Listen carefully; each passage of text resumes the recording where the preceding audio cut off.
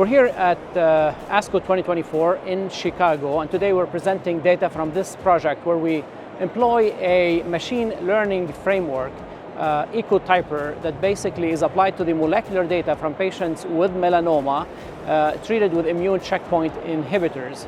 The idea is to try to refine the process of identifying patients who may benefit from immunotherapy and gain insights into the resistance mechanisms that can guide future immuno-oncology drug development. The ecotyper program employed here was derived as an extension from the CyberSort TX. It allows us to employ or profile the gene expression signatures that are unique to immune cell types and immune cell states, and essentially deconvolving the tumor microenvironment and developing an immune cell state atlas that allows us to resolve complex immune interactions within the tumor microenvironment that are made with distinct cell types and cell states. Now, for this project, the data that we used, first we started with a cohort of melanoma patients treated with immune checkpoint inhibitors and enrolled within the Orion network of 19 cancer centers. Patients consented into the total cancer care protocol. We applied ecotyper and developed a prognostic model which eventually developed a risk score that was validated within two independent external cohorts.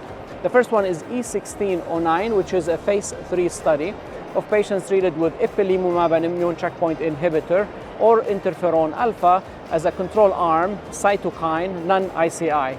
And then as additional external validation, we applied a harmonized data set of patients with metastatic melanoma treated with immune checkpoint inhibitors, anti-PD-1, anti-CTLA-4, and anti-PD-1 plus anti-CTLA-4. Now, in this heat map, this presents the landscape of carcinoma ecotypes in melanoma that are applied on the E1609 data, where the abundance profiles of cell states and co-occurrence patterns are presented as a landscape categorized into 10 carcinoma ecotypes.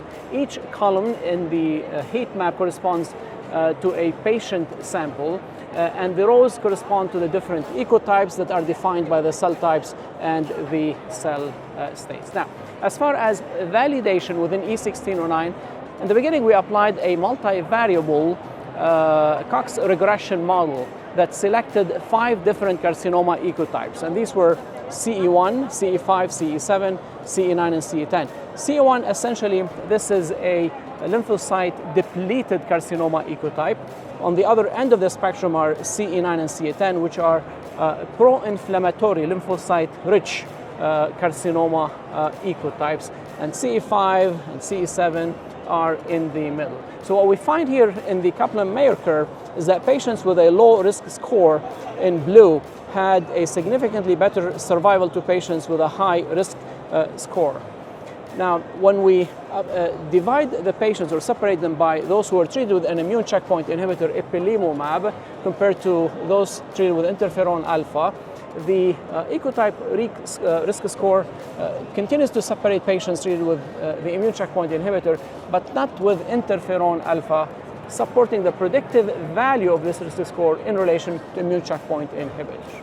Now, these figures show representative examples of H&E and immunohistochemistry stained slides that are stained with CD8 and CD20. What we see here are lymphoid aggregates that we can see based on the staining that potentially could be tertiary lymphoid structures that we know are enriched in patients who are likely to respond to immunotherapy. And these 2 patients were selected to have low risk scores, one of them essentially assigned to CE9. Now, as external validation, as I mentioned, we applied this to a harmonized data set of patients treated with anti-PD-1 plus anti-CTLA-4, anti-CTLA-4 alone, anti-PD-1 alone. And here again, we see the Kaplan-Meier curves separating the risk of mortality for patients treated that had a low risk score compared to this high risk score. So our analysis has successfully established the utility of the immune cell state atlas in predicting the likelihood of response to immunotherapy and gaining insights into resistance mechanisms.